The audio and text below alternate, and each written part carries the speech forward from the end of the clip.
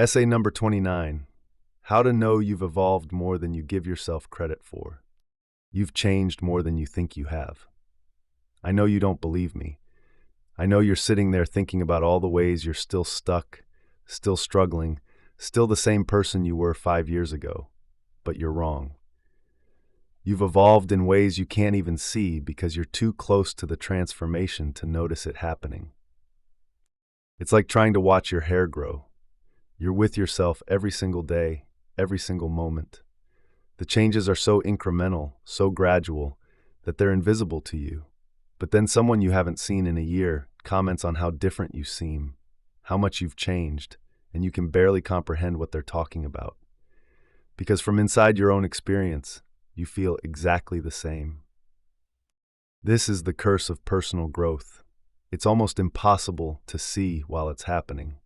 You're so focused on taking each next step that you never stop to look back and see how far you've actually traveled. You're so fixated on what still needs to change that you can't appreciate what already has. But there are signs, little indicators that you've evolved more than you give yourself credit for. They're not the signs you might expect. They're not about achievements or milestones. They're about shifts in how you see the world, how you relate to yourself, how you navigate existence.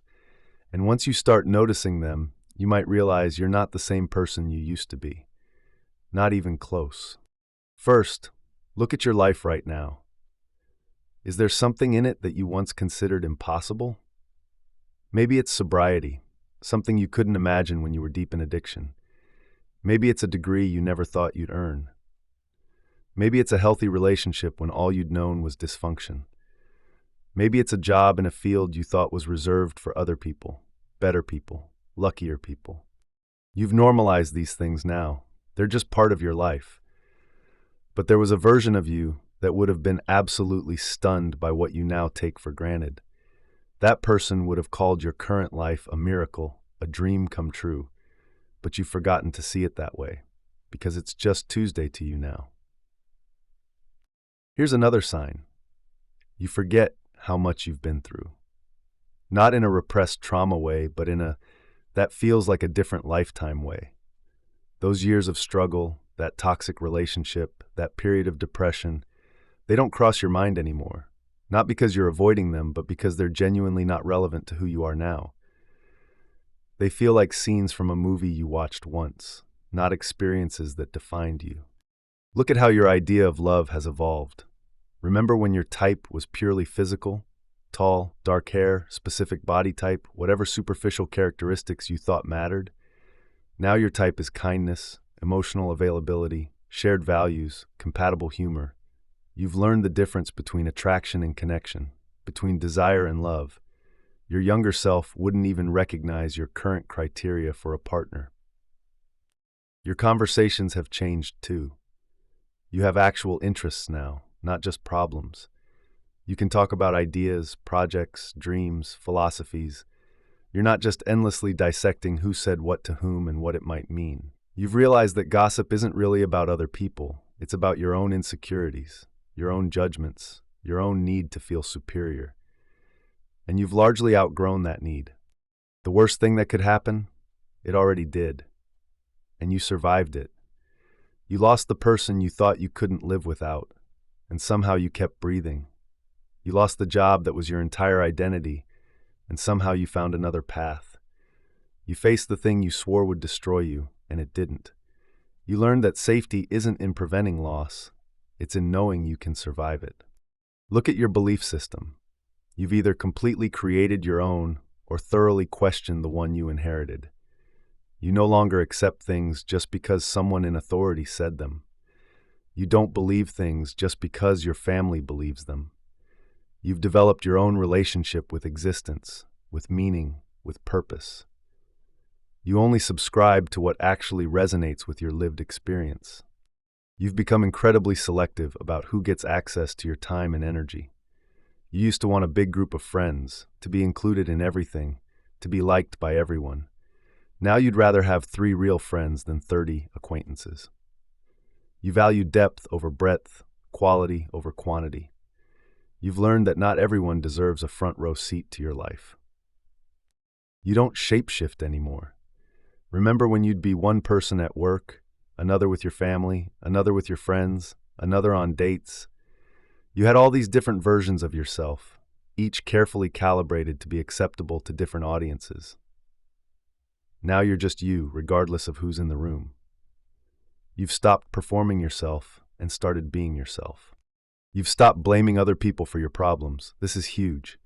You used to think if you suffered loudly enough, if you complained consistently enough, if you made your victimhood clear enough, someone would come save you. The universe, God, a partner, a parent. Someone would have to fix it if you just made enough noise about how broken it was. Now you understand that you're responsible for your own life, your own healing, your own happiness. It's more work, but it's also more powerful. Your old friends, you don't relate to them anymore, but you're not bitter about it. You can see them occasionally, appreciate who they were to you, honor the role they played in your story, without needing them to be part of your current chapter.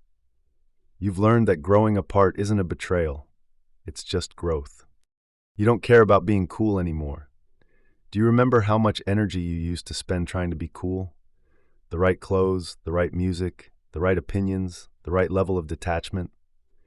Now you realize the cool kids usually peak in high school because they get so attached to that identity they never evolve beyond it.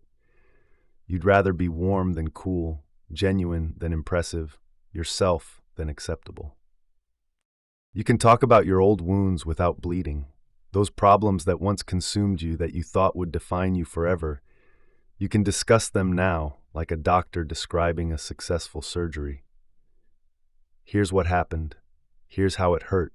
Here's what I did to heal. Here's the scar it left. You can even help others going through the same thing because you remember the path out. You stop to actually experience your life now. You're not just sprinting from achievement to achievement, goal to goal, milestone to milestone. You actually pause to enjoy the view. You take the scenic route sometimes.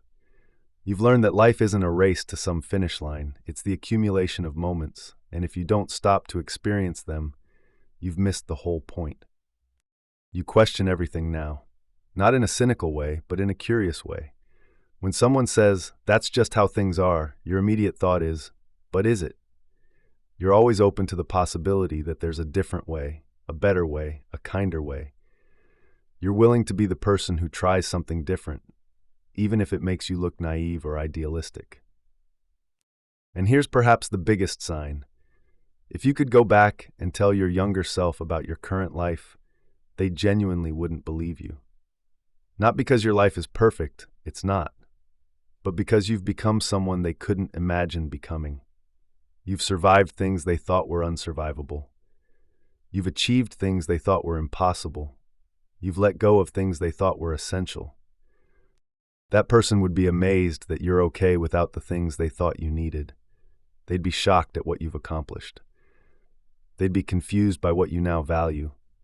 They wouldn't recognize your priorities, your peace, your perspective. But here's why you can't see it. Evolution is slow. It's not a dramatic transformation scene in a movie. It's a million tiny shifts, 1,000 small choices, 100 barely noticeable changes that add up to a completely different person. You're looking for the big moment when everything changed, but there wasn't one. There was just day after day of slightly different choices, slightly different thoughts, slightly different responses, until one day you woke up and you weren't who you used to be.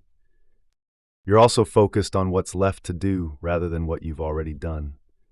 You see the distance left to travel, not the distance already covered.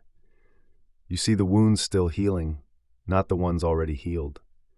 You see the patterns still playing out, not the ones already broken. This is natural. This is how humans are wired. We're problem-solving machines, always looking for what needs to be fixed next. But sometimes you need to stop and acknowledge how far you've come. Not to get complacent, not to stop growing, but to give yourself credit for the work you've already done. Because you have evolved, significantly, fundamentally, in ways that matter. You're not the person you were 5 years ago, or even 1 year ago.